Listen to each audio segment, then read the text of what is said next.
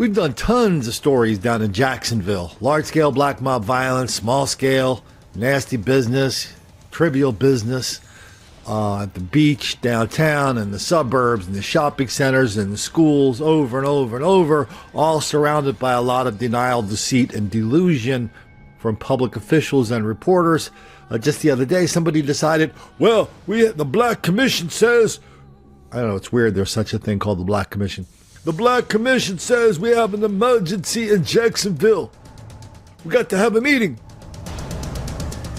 And so each one of us is entitled after we hear that, before the meeting, to say, hey, is this just going to be another one of those meetings where everybody gets together and describes all these really, really, really, really complicated problems that can only be solved by more free stuff? I'll let you be the judge of that.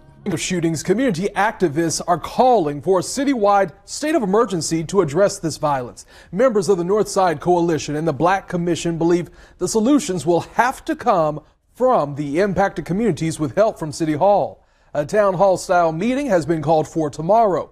On your side, Ken Amaro is in the community with more force. There is growing frustrations in the community affected by all this crime. It happened again. And now community activists are calling on their communities to do something. In this neighborhood, behind the loud sound of construction workers, there is a deafening silence of crime fatigue. What is it going to take to put it to an end?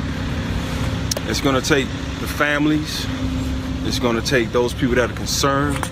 Dallas Sekou is CEO of the Black Commission, a nonprofit. We've been in a crisis, and it's been time to act. He knows the impact on families firsthand. His son was killed in street violence in Atlanta. Sekou is calling for more prevention and intervention. If you had a section of the community that was dying from opioid addiction, certain city council members were able to find $1 million and give it to a certain doctor or certain clinics in the city. This is the same thing. But the Black Commission is not alone in its call. We cannot arrest our way from out of this. Ben Frazier's president of the Northside Coalition. We're suggesting that things are so bad right now that there needs to be a citywide state of emergency declared. Frazier is also a member of the city's task force on crime. We think that there's not enough of a sense of urgency. The Northside Coalition presented a 10-point plan in September. It includes jobs. Sekou's Black Commission has adopted resolutions calling for similar outcomes. We've got to do things differently. The community has called for an emergency meeting to address the crisis. It will be held here at 6th and Main at the Wells Fargo Bank on Thursday. Community activists are speaking out against the violence they say is plaguing the city. Just one day after a gang-related mass shooting left one person dead and 5 others injured, and 2 days after another shooting outside a local laundromat killed 24-year-old Cortez Weldon. This is a state of emergency. Tonight, the Black Commission called anyone and everyone to attend what they called an emergency meeting, saying, quote, gun violence among young African Americans is a crisis. Some have even experienced the loss of a child to gun violence, including Sissy Shepard, mother of Keegan Roberts, and Latasha Hobbs, mother of Maurice Hobbs. People are upset and outraged about the community, what's going on in our community. We need to find some sort of median, some sort of common ground for all of us to become unified. Black Commission CEO Dilo Seco Seabrooks spoke to concerns such as low self-esteem and lack of jobs as core issues resulting in gun violence. I asked District 10 City Councilman Terrence Freeman what he believes may be the cure to the violence, and he gave a similar answer.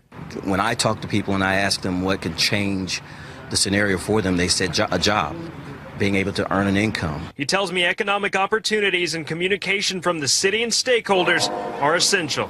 It's going to take a village to now protect these kids. We always said a village to raise them. It's going to take a village to protect them. So this is cliche by now, but it's still equally true.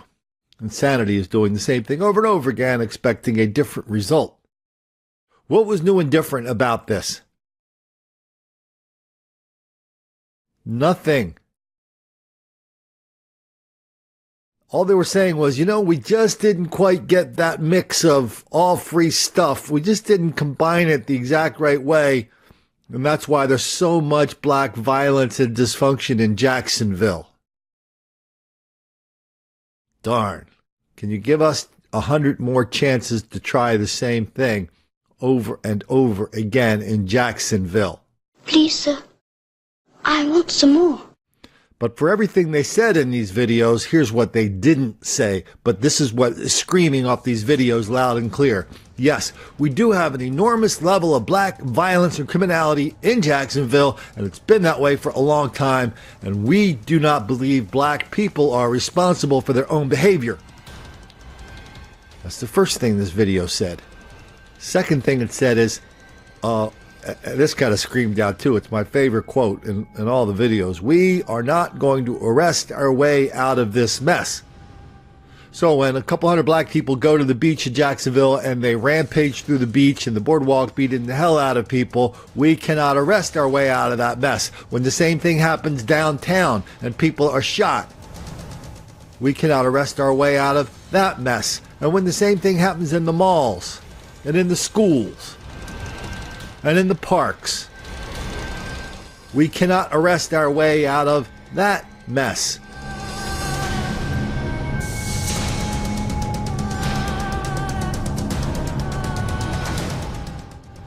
Well, in the end, all we have is one big fat mess, and everybody pretty much agreeing that there's nothing we can do about it because every darn thing that would work makes the black kids angry.